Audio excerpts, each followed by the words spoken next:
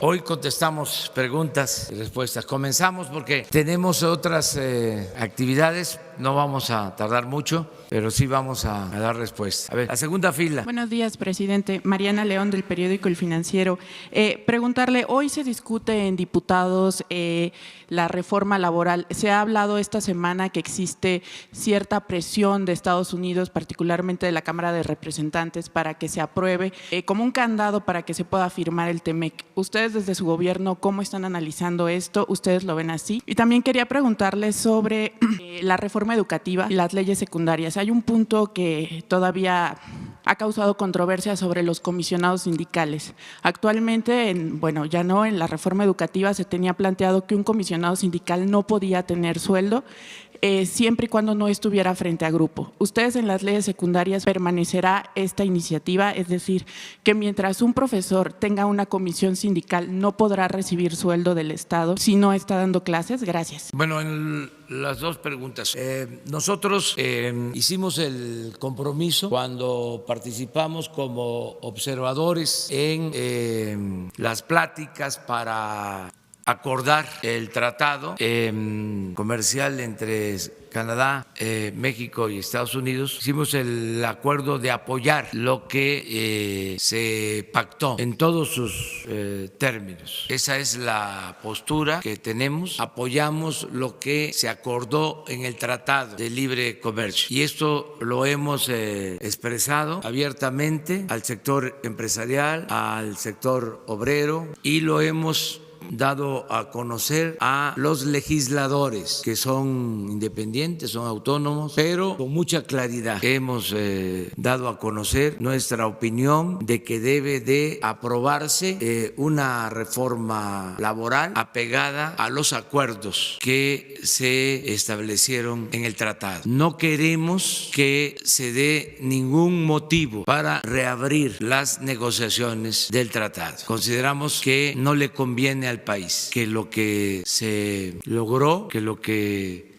se pactó es bueno para México y fue aceptado por Estados Unidos y por Canadá. Entonces no queremos dar ningún motivo, ningún pretexto, que no haya ninguna excusa para utilizar como argumento o esgrimir de que nosotros no estamos cumpliendo con lo que se acordó. Esto yo ya lo he expresado en otras ocasiones y ahora qué bien que me lo preguntas para dejarlo en claro. ¿Pero considera que existe presión de los Estados Unidos para que sea así, no, para que vaya más rápido? No es lo que se acordó y hay que cumplir, los acuerdos se cumplen y hacerlo pues ya en este tiempo, porque esto tiene que ser discutido y resuelto también en Estados Unidos. Entonces, que por lo que corresponde a nosotros actuemos de común acuerdo para que no se dé ningún motivo a una apertura en las negociaciones. Y sobre mi segunda pregunta, en la discusión que se tendrá de las leyes secundarias, que trabajará muy de cerca su gobierno con los legisladores, ¿usted contempla que propongan que los comisionados sindicales no reciban un sueldo del Estado mientras estén en estas funciones dentro de su sindicato? Todo lo que esté acordado se tiene que respetar, es mi punto de vista. Pero según entiendo, esto que estás planteando es de la reforma educativa, ¿no? De la reforma educativa, sí, no, pues eso está ahora revisándose. Nosotros estamos buscando que se cancele por completo la anterior reforma educativa y que se pueda tener un buen entendimiento con los maestros. También en este punto, que se cancele. En todos como los estaba. puntos. Y esta marcha que tendrán los maestros, que dicen que el viernes estarán, se estiman 40,000 marchando en la Ciudad de México con bloqueos como medida de presión. ¿Esto no podría dejar a los niños sin clases y no tendría los maestros algún tipo de descuento por no estar yendo a clases? No, tienen derecho a manifestarse y durante el tiempo que llevamos en el gobierno no ha habido paros frecuentes, no han dejado los niños de tener clases y no ha habido problema mayor. Y espero que no tengamos diferencias de fondo. Ellos tienen derecho a manifestarse. Es la democracia. Cuando ya no haya manifestaciones, cuando ya no haya huelgas, es porque ya se murió el sistema político democrático o no hay democracia. Es que tiene que haber discrepancias, tiene que haber pluralidad, no puede haber pensamiento único. En el autoritarismo no se mueve ni una hoja del árbol de la política. No me lo estás preguntando, pero seguramente va a salir la pregunta y me adelanto. Estoy contento, satisfecho, porque es un buen signo el que el Senado haya rechazado de nuevo las ternas que envié para la CRE. Estoy, pero muy contento, porque esto demuestra que estamos viviendo una etapa nueva, algo nunca visto. Para aquellos que podrían decir que es más de lo mismo, pues no, y es un buen tema de investigación para constitucionalistas. ¿Desde cuándo no se le rechaza una terna por 2 ocasiones al presidente de la República? Que yo recuerde, pues no sé, creo que no. Fíjense que le rechazaban reformas al presidente Juárez porque era un Congreso independiente. Quiso en una ocasión hacer una modificación a la Constitución y estaba regresando de su estancia en el norte después del triunfo de la República sobre las fuerzas conservadoras y el imperio, y que fue recibido aquí en la ciudad pues con expresiones de júbilo. Fue cuando dice ese discurso memorable y la frase: entre las personas como entre las naciones, el respeto al derecho ajeno es la paz. Acaba de pasar eso y envía una reforma a la Constitución, pero el Congreso también formado por liberales y habían también algunos conservadores, pocos, y le rechazan la reforma, que quería declarar estado de excepción, que habían quedado bandas que asaltaban, había mucha inestabilidad en el país después de la guerra de intervención, y él quería poner orden y los diputados le rechazaron su reforma. Creo que a Lerdo también, con Porfirio Díaz, no le daban la razón los diputados antes de que abriera la boca. No se oía en la Cámara de Diputados y de Senadores ni el zumbido de una mosca, nada más puros ronquidos, y levantaban la mano. Luego con la revolución, lo mismo con doña Porfiria, todo el periodo. ¿O creen ustedes que al presidente Díaz Ordaz le rechazaban sus ternas? ¿A quién? A Fox le rechazaron sus ternas, a Calderón, a Peña. No, realmente es un timbre de orgullo. Lo que sucedió ayer es algo inédito, y qué bueno que actúan así los senadores, con independencia, con autonomía. Tienen todo nuestro respeto y vamos a cumplir con el procedimiento legal. Rechazaron por segunda vez, ahora le toca al titular del Ejecutivo nombrar. Ya envié, no me esperé, ya están los 4. Luis Linares Zapata, los que obtuvieron más votos y ganaron, pero como se necesita mayoría calificada, no la alcanzaron. Creo que fueron 60 votos a favor, 40 en contra en lo general, pero Luis Linares sacó 65 votos, mayoría, pero no alcanzó mayoría calificada. Norma Leticia Campos, 64 votos, mayoría también no calificada. José Alberto Celestino, 67 votos, mi maestro. Les decía yo, el mejor refinero, que ya por decreto tiene 85 años, aunque de verdad tiene 90.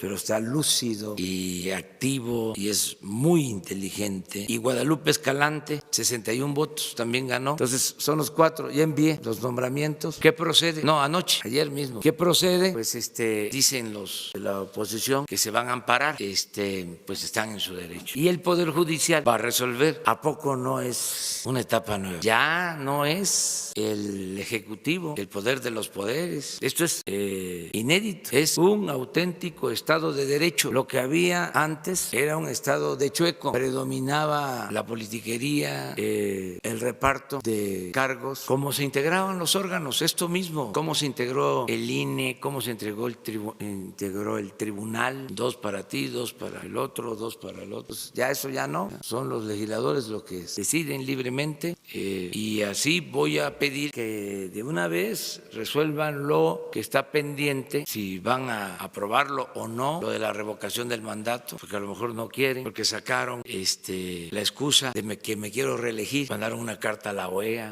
pero ahí está en el Senado esta reforma para aplicar la revocación del mandato y preguntarle a los mexicanos en el 21 si quieren que continúe en la presidencia o que renuncie. Entonces eso lo tiene que resolver el Senado. También se requiere 2/3 partes, mayoría calificada, y tienen también lo de la reforma al artículo 35 de la Constitución para las consultas, para ver si se pone a consulta el que se inicien procesos de conformidad con la ley en contra de los presidentes del periodo neoliberal, Salinas, Zedillo, Fox, Calderón, Peña Nieto. Eso también está ahí, lo tienen. Entonces ojalá y ya salgan estas cosas que están ahí pendientes. ¿Mande? No, es que se termina el periodo a finales de este mes y ya tienen, por ejemplo, en el caso de la revocación, ya se aprobó en la Cámara de Diputados, entonces corresponde al Senado. Estoy pidiendo respetuosamente que también ya resuelvan sobre este asunto, ¿no? Sobre las dos cosas, revocación del mandato y reforma al artículo 35 para poder llevar a cabo la consulta a los mexicanos si quieren que se inicien procesos en contra de los presidentes del periodo neoliberal. Allá. Presidente, yo quiero hacer dos preguntas acerca de su reunión más tarde con el titular de la Organización Mundial del Comercio. ¿Qué van a platicar? ¿Cuál es el tema? Si se hablará de un posible cierre de la frontera con Estados Unidos, la frontera sur también, y cómo afectaría esto la economía mexicana. Y en segundo lugar, me gustaría preguntarle, ya que usted ha puesto sobre la mesa el tema de la corrupción en el Poder Judicial, si su administración le ha dado seguimiento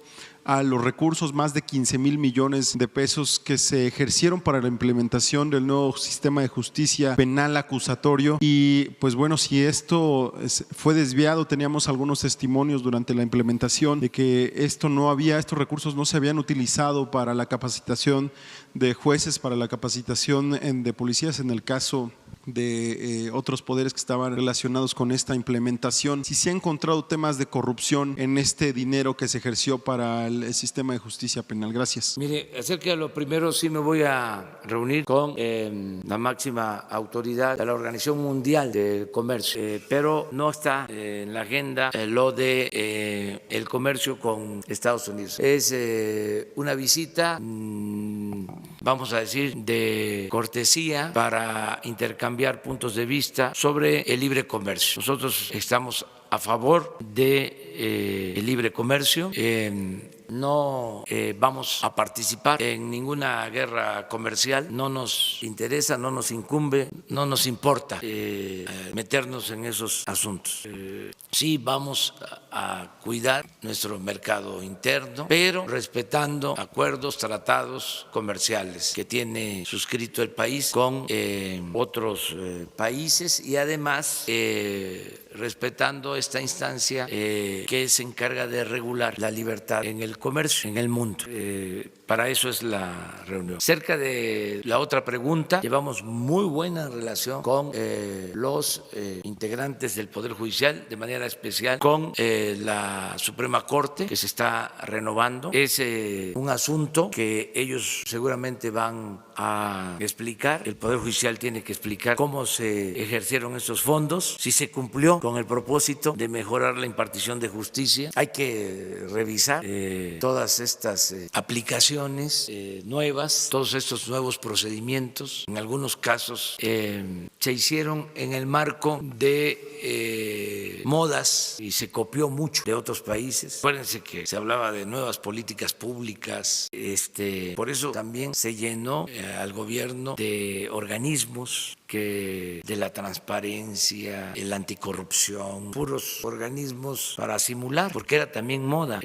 Lo mismo en los cambios que se dieron en el Poder Judicial, obedecen a eso, fueron promovidos por la llamada sociedad civil y en algunos casos no funcionaron. O sea, hay que evaluar, hay que ver resultados. Yo no tengo la menor duda de que lo del Instituto de la Transparencia pues no funcionó, cuesta muchísimo, 1,000 millones de pesos al año y hubo corrupción pero en alta desde que se fundó el Instituto de la Transparencia. No vieron nada nunca. Es más, hasta ocultaban ellos mismos la información. Se inauguró ese instituto con un acuerdo de no no dar a conocer los nombres de las empresas que recibieron el beneficio de la condonación de impuestos durante el gobierno de Fox, que por cierto este año 19 se vence el plazo, creo que fueron así como 12 o 15 años que se ordenó mantener en secreto esa lista. Qué bien que ahora me estoy acordando porque vamos a pedir informes, que no vaya a suceder de que se vence el plazo y no se dé a conocer, y ahora la tenemos que dar a conocer, ni modo que vamos nosotros a seguirla ocultando. Y hasta en la situación de la investigación de Odebrecht también,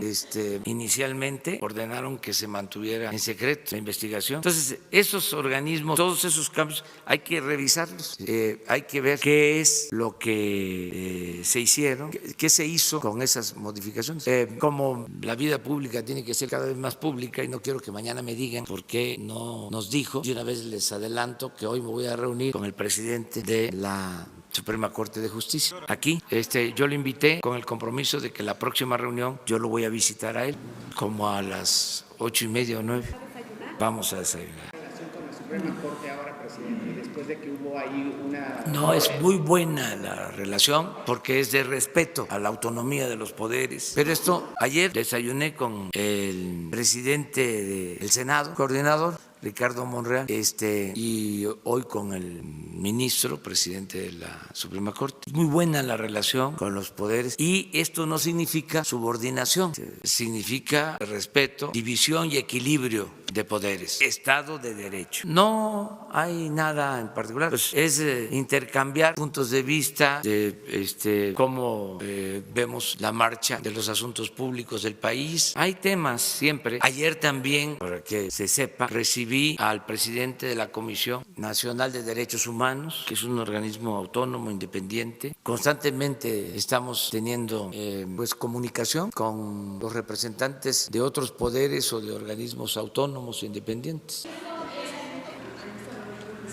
Es probable porque para nosotros ese es el tema principal. Nosotros queremos desterrar la corrupción. Ya puedo decir que no hay corrupción tolerada en México. Se acabó la corrupción tolerada en el país. Ya lo puedo decir. Esto es muy importante, un gran logro en muy poco tiempo. Y ahora de lo que se trata es de que se limpie de corrupción el país. Ya empezó arriba hacia abajo, pero lo de arriba era lo más pernicioso, lo más dañino, porque los grandes negocios hechos al amparo del poder público siempre se hacían con el visto bueno del presidente de la República. Nada de que eran funcionarios menores, siempre era con la autorización del presidente, porque nos manipulaban mucho, nos hacían creer de que la corrupción era la mordida, como el conservadurismo en la época neoliberal manejó mucho de que el problema en lo hacendario era de que los que están en la economía informal no pagaban impuestos. ¿No se acuerdan de eso?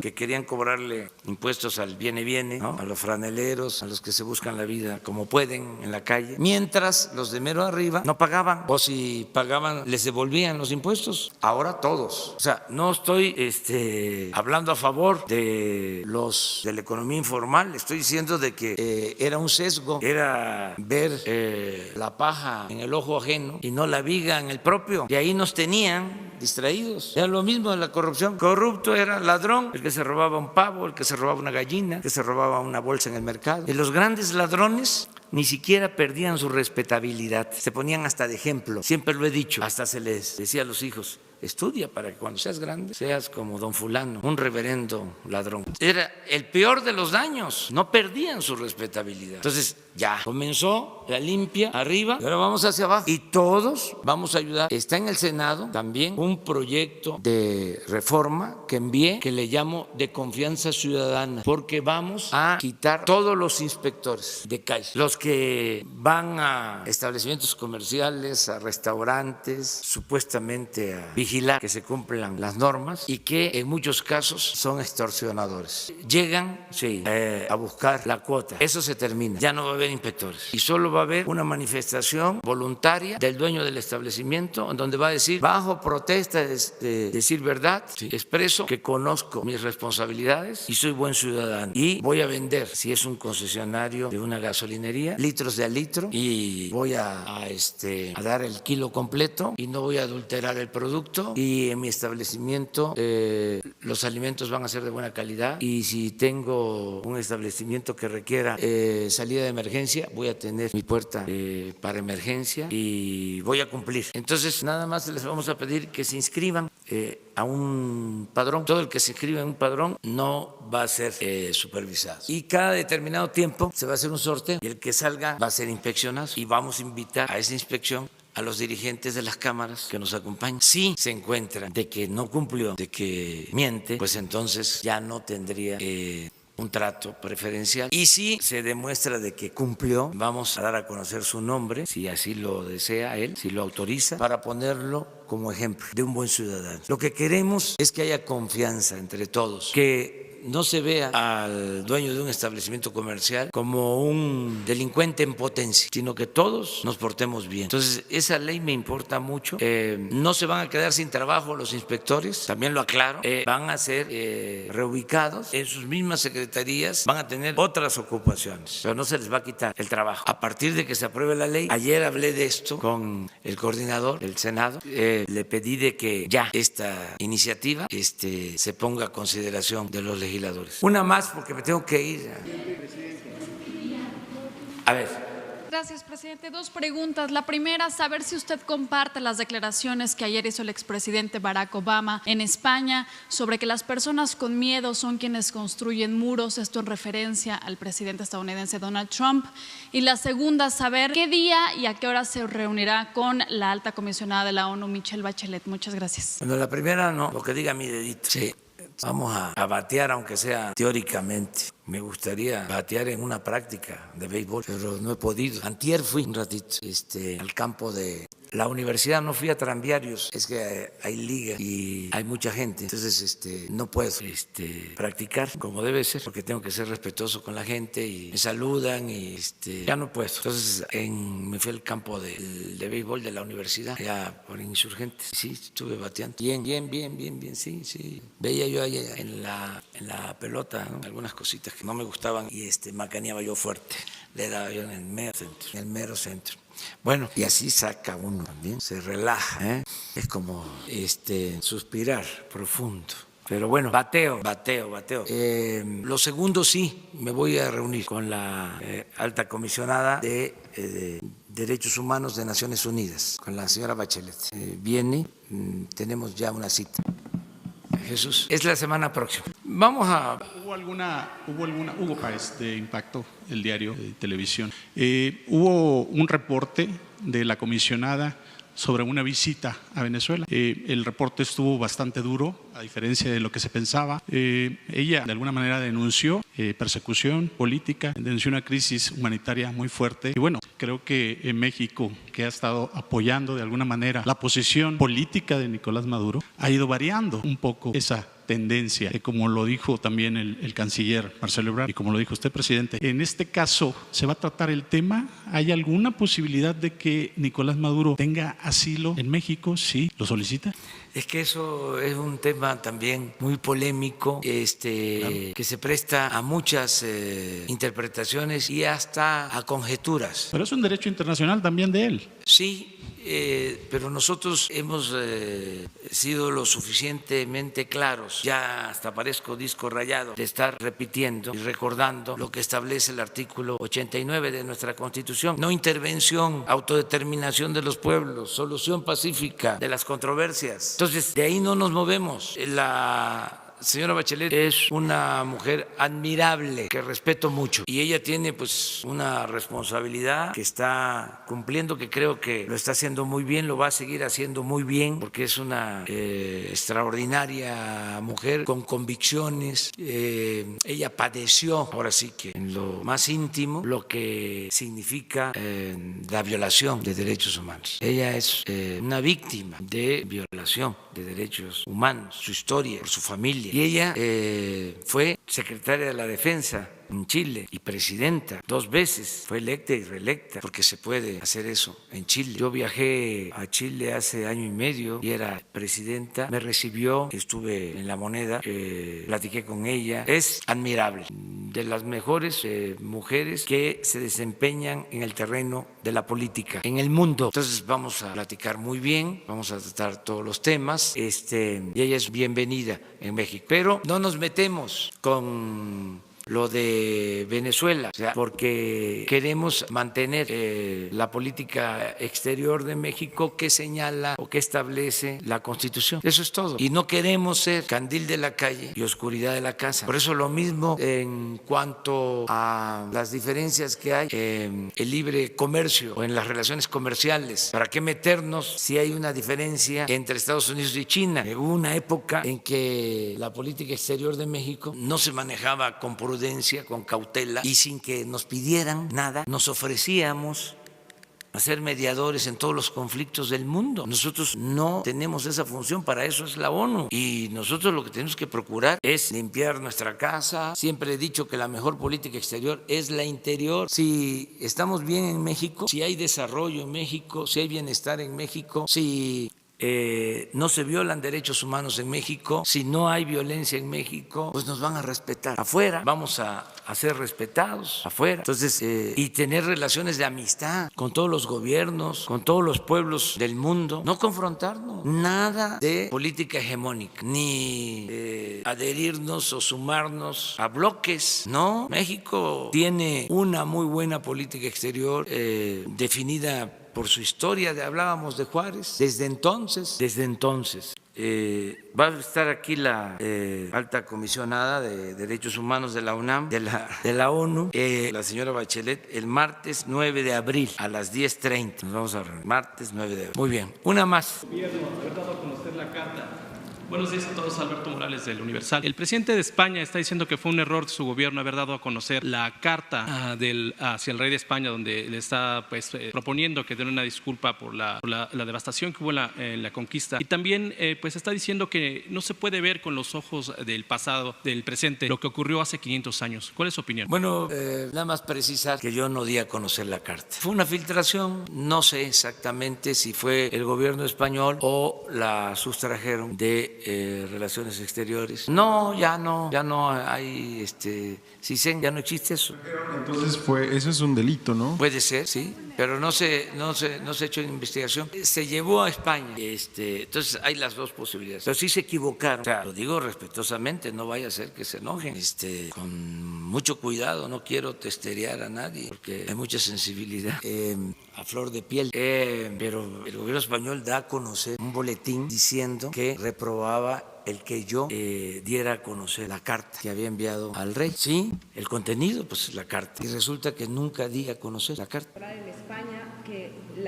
Sí, pero eso es, a ver, vamos, estamos hablando de otro asunto. Estamos hablando de la cuestión de forma, que en este caso es fondo. O sea, entonces no sé qué pasó ahí, se precipitaron, o sea, porque no es cierto de que se haya dado a conocer la carta. Eso, nada más aclarando. Lo segundo es ya de interpretación. Yo también estoy muy contento con el que se haya abierto esta polémica, porque en el periodo neoliberal se apostó al fin de la historia, a olvidarlo todo. Y yo creo que debemos saber de dónde venimos para saber hacia dónde vamos. Y lo que planteo es precisamente que ya no siga oculto todo ese pasado, que se ponga al descubierto, que se ventile, y que si se cometieron errores, abusos, nos disculpemos, se pida perdón a afectados, y que a partir de ahí comencemos una etapa nueva de reconciliación, de hermandad. Ese en esencia es el planteamiento. Entonces fue muy bueno porque sacó lo que estaba ahí oculto, en casos extremos, hasta el racismo, el clasismo y también podríamos decir la xenofobia, o sea, de un lado y de otro, pero es un asunto que existe y que no se puede ocultar. El arqueólogo que tuvo a su cargo los trabajos de las excavaciones del Templo Mayor, Eduardo Matos, hizo un artículo espléndido, se los recomiendo, sobre este tema. Otros pues se fueron por encima, ¿no? Pero ese artículo del arqueólogo es muy bueno, porque se requiere sensatez, se requiere interpretar lo que se necesita. Estamos en los 500 años de la conquista, vamos a conmemorar en el 21 los 200 años de nuestra independencia. Pues cómo no vamos a hablar del tema y por qué nos tenemos que molestar, inconformarnos. Además, la política y sobre todo el poder es humildad, no es prepotencia, no es arrogancia, no es mentalidad colonizadora, es ponernos todos en igualdad de circunstancias. Tenemos que ir hacia allá. Nosotros tenemos, y lo vamos a hacer, le tenemos que pedir perdón a los yaquis por el exterminio, por las deportaciones, a los mayas, lo vamos a hacer a los familiares de las víctimas de la persecución y del asesinato masivo a chinos en el Porfiriato, en la Revolución. Tenemos que ponernos al corriente y de otras atrocidades. Tenemos que hacer eso, no decir ya eso ya es pasado. O sea, no, es la cuarta transformación de la vida pública del país y también en esto hay cambios. Entonces, despacio, que nadie se altere, y pues ofrezco disculpas por las obras, por las molestias que causan estas obras. ¿Mande? Esto de la carta. Buenos días, Noemí Gutiérrez de Efecto TV. ¿Hay fuego amigo en su gobierno después de esta? No, hay unidad, estamos trabajando de manera conjunta. También hay libertades, no es obligar a nadie a tener una postura. Este es un gobierno de mujeres y de hombres libres, pero claro que hay coincidencias. Pues la mayoría de los que están en este gobierno, sobre todo los que estudiaron en ciencias sociales, pues leyeron no solo a Bernal Díaz del Castillo, sino leyeron a el uruguayo que escribió, Eduardo Galeano, que escribió Las venas abiertas de América Latina. Es un libro clásico, se los recomiendo si no lo han leído, y muchas cosas. Es que ¿quién no ha leído a León Portilla? Y a extraordinarios antropólogos mexicanos, arqueólogos, etnólogos, historiadores, a O'Gorman en su libro clásico La invención de América.